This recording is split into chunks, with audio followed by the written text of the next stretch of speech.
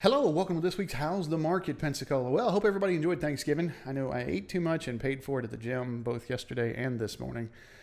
Whew, my trainer lost his mind today. Anyways, I guess I burned those calories off. I was a little saddened over the weekend. I found out that Tony Hsieh passed away. If you don't know who Tony Hsieh is, he wrote a book called Delivering Happiness. He also was the CEO of Zappos. It really kind of changed a lot of my mindset when it came to customer service. About 7 years ago, I met Tony. I was at a conference. I heard him speak, and then I was one of about 10 people. We all went to dinner with him, and so I got a chance to actually talk with him one-on-one for a little bit. The guy was real close to my age, and it was just crazy some of the stuff he did. For instance, Zappos did online shoe sales, and one of the things he taught was, I'm not interested in customer service reps just getting through numbers.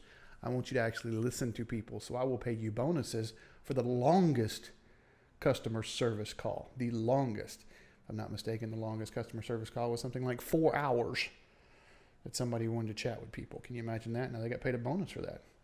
Probably 10 minutes of that 4 hours was actual customer service. The rest was just listening because it's about the customer. The other thing he did was you could buy as many shoes as you wanted and return them within a year. And people said, that's not going to work. You're going to lose money that way. Instead, he found out the people that returned most of the shoes actually were his biggest customers because the customer service was there. He was more interested in a relationship than he was a transaction. And I'll be honest, that had an impact. Tony had an impact on my life because I know ever since that moment, that was kind of a light bulb moment for me. I've done a lot of transactions since, before I met him, and I kind of went, that makes sense. Let's get more involved in the relationship.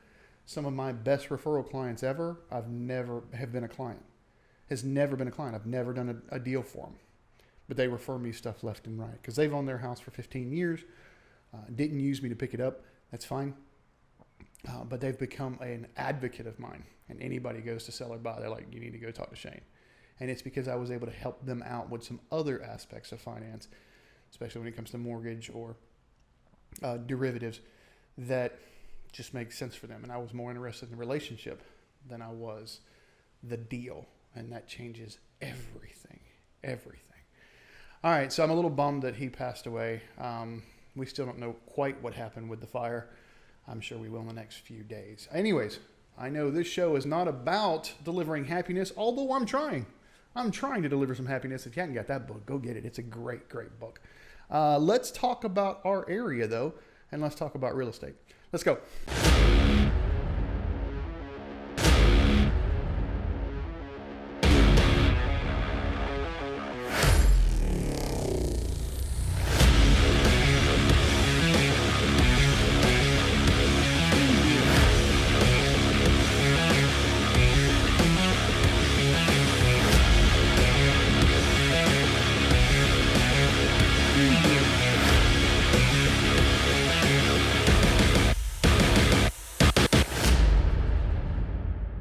All right, for those of you who have never seen the show, I always start the slide off with this slide. It says if we have between 6 and 7 months worth of inventory, we have a neutral market. Anything greater than 7 months is considered a buyer's market. Anything less than 6 months considered a seller's market. What the slide does not say is anything greater than 9 months considered a hyper buyer's market. Anything less than 3 months, hyper seller's market. If you've watched the show at all lately, you know that we've got inventory issues. So let's take a look. We're going to start off in Escambia County. And on the left over here, if you've never seen the show, these are your prices. On the right is your month's inventory. That's what makes this slide right here make sense. So everything under $550,000 is a hyper seller's market. 150 to 250, under half a month's inventory. 1 to 150, not even a month's inventory. 0 to 50, there's only 3 active. 3 active, and some of those are lots. 550 to 600, under our definition, is just a seller's market. It is not a hyper seller's market, but it's 3.2, which is just nuts. 600 to 650 is 1.3 months, which is back down to a hyper seller's market. And then 650 plus 3.3 months and 3.5 months. So again, based on our definition, those are not hyper sellers, but boy, they sure are close. As opposed to Santa Rosa County, the entire county is a hyper seller's market. There is not one price point that's not. You look at this, the $100,000 all the way up to $250,000 is 0.4 months, 0.4 months, and 0.6 months. That's ridiculous.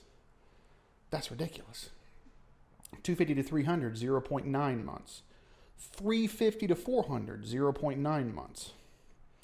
650 to 700, 0.8 months. Now, a lot of that is because we don't have many numbers here. There's only two.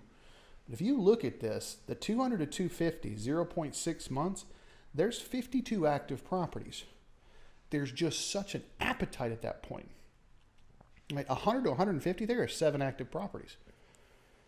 So sellers actually can take advantage of the situation, and buyers need to understand these price points. I got a client right now.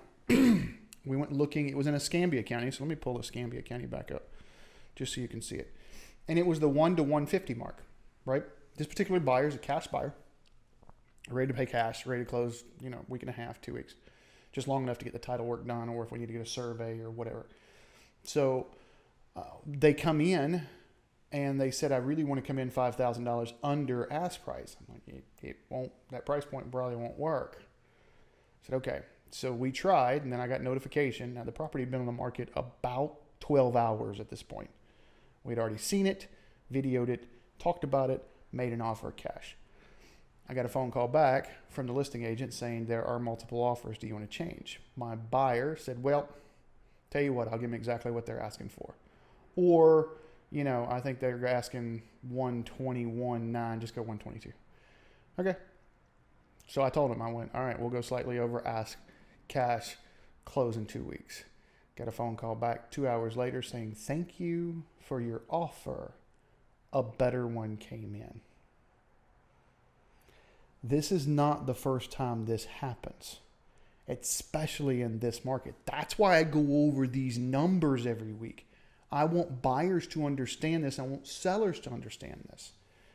Okay, at that price point, you're almost having to come in over list because there's going to be multiple offers. It's nuts right now. There's such a high demand, and this is even cash.